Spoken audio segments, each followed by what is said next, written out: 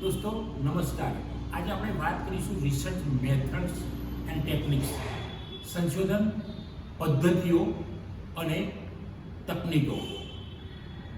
મેં ઘણીવાર અનુભવ્યું છે, જોયું છે કે જે વિદ્યાર્થીઓ પીએચડીમાં પ્રવેશ મેળવે છે, અથવા તો ઘણીવાર એવું પણ મેં કિસ્સા જોયા છે મિત્રો કે પીએચડી પૂરું થવા આવ્યું હોય પણ એ પહેલાં એમને રિસર્ચ મેથડ્સ ટેકનિક્સ બેની વચ્ચે શું ભેદ છે, એટલે કે સંશોધન પદ્ધતિ અને સંશોધન તકનીકી, એટલે અથવા તો એને કહીએ ટૂલ્સ, તો આ બંનેમાં ફેર શું છે વિદ્યાર્થીઓને લગભગ ઘણા વિદ્યાર્થીઓને ખબર નથી હોતી. કોકને બધી જ ખબર હોય છે, પણ આ બે વચ્ચે શું તફાવત છે એની હું વાત કરીશ. તો સંશોધન પદ્ધતિ એ એક આખો મોટો ભાગ છે એમ સમજવાનું, વિશાળતા છે, અને એની અંદર જે આપણે તકનીક કહીશું અથવા તો ટેકનિક, ટૂલ જેને કહીએ, ટૂલ્સ, તો આ એનો ભાગ છે. સંશોધન પદ્ધતિઓ વિશે ખાસ વિદ્યાર્થીઓએ, પીએચડીના વિદ્યાર્થીઓ જે પણ રિસર્ચ કરતા હોય એમણે સમજવું જોઈએ. એ બે વચ્ચેનો ભેદ હોવો જોઈએ. મોટાભાગે તમે પૂછો કોઈક વિદ્યાર્થીને તો ભાઈ સંશોધન પદ્ધતિ કઈ, તો મોટાભાગના વિદ્યાર્થીઓ એવું કહે છે કે પ્રશ્નાવલી, જે અમને ખબર હોય. કોઈક વાર નિરીક્ષણ કહે, કોઈક શેડ્યુલ કહે, કોઈક વાર સર્વે કહે, યાદ હોય તો સર્વે બરાબર છે પદ્ધતિ પ્રમાણે, પણ મિત્રો આ બંને વચ્ચે ફેર છે. એક એ વિશાળ છે, એક એનો ભાગ છે.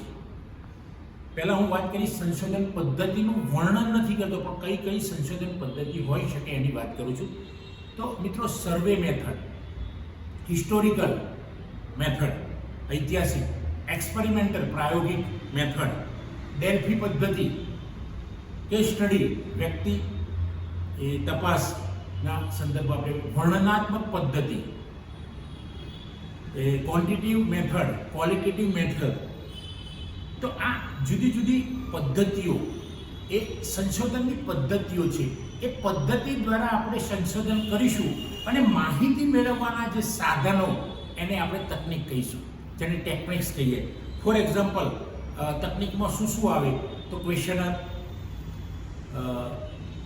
ઓબ્ઝર્વેશન, ઇન્ટરવ્યૂ, મુલાકાત જેને આપણે કહીશું, શિડ્યુલ, અનુસૂચિ આવશે, ટેસ્ટ, જુદા જુદા પ્રકારના ટેસ્ટ થતા હોય છે એના સંદર્ભમાં પણ આવશે, rating scale, document analysis, checklist. આ બધા સાધનો છે, ટૂલ છે. એટલે મેથડ અને ટૂલ્સ અથવા તો ટેકનિક વચ્ચે તફાવત છે. મેથડ એ સંશોધન કઈ રીતે કરવાનું છે એ નક્કી કરે છે, એ વિશાળતા છે. જ્યારે પેલા જે મેં વાત કરી ટૂલ અલગ અલગ, જે ક્વેશ્ચનરમાં ગૂગલ ફોર્મ હોઈ શકે, questionnaire, observation, interview, schedule, checklist, rating scale, document analysis, આ બધા એ સાધનો છે માહિતી કેવી રીતે, હાઉ ટુ કલેક્ટ ઇન્ફોર્મેશન. તો એ કલેક્શન ઇન્ફોર્મેશનનું કેવી રીતે કરવાનું છે એના માટે તકનીકો છે. તો મિત્રો ખાસ જે પીએચડી કરી રહ્યા છે અથવા તો કંઈક બીજું સંશોધન, માઇનોર મેજર પ્રોજેક્ટનું સંશોધન જે સંશોધકો કરતા હોય એમના માટે આ બે વચ્ચેનો તફાવત સમજવો ખૂબ જરૂરી છે. અને ક્યારેક તમે અધ્યાપક તરીકે ઇન્ટરવ્યૂ આપવા જાઓ અથવા તો તમે પીએચડીના એક સ્ટુડન્ટ તરીકે, રિસર્ચર તરીકે ઇન્ટરવ્યૂ આપવા જાઓ, ત્યારે આ બે બાબત વચ્ચે તો ભેદની ખબર હોવી જ જોઈએ. કારણ કે ઘણા વિદ્યાર્થીઓને ખબર નથી. ઘણી જગ્યાએ હું જતો હોઉં અથવા તો કોઈકને પૂછતો હોય વિદ્યાર્થીને, તો આ બંને વચ્ચેનો તફાવત ખબર નથી. મોટાભાગે પ્રશ્નાવલી એક ફેમસ બધાના મનથી છે, ઇન્ટરવ્યૂ શબ્દ ફેમસ છે, એટલે બધા એવું જ માની લે કે આ સંશોધનની પદ્ધતિઓ છે. હકીકતમાં એવું નથી. એ માત્ર માહિતી મેળવવાના સાધનો છે.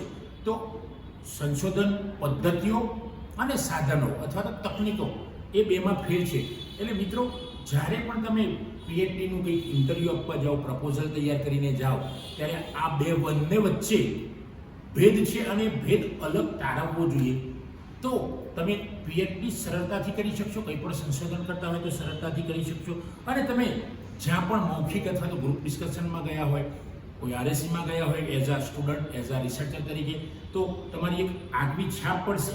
કેમ કે તમને બંને વચ્ચેનો ફેર છે અને પીએચડી સરળતાથી પૂરું કરી શકશો. જો આ બે બાબત તમે સમજશો તો તમને ઘણી સરળતા રહેશે પીએચડી કરવામાં. તો દોસ્તો, સંશોધન પદ્ધતિઓ અને સંશોધન તકનીક વચ્ચે આ તફાવત મેં સમજાવ્યો.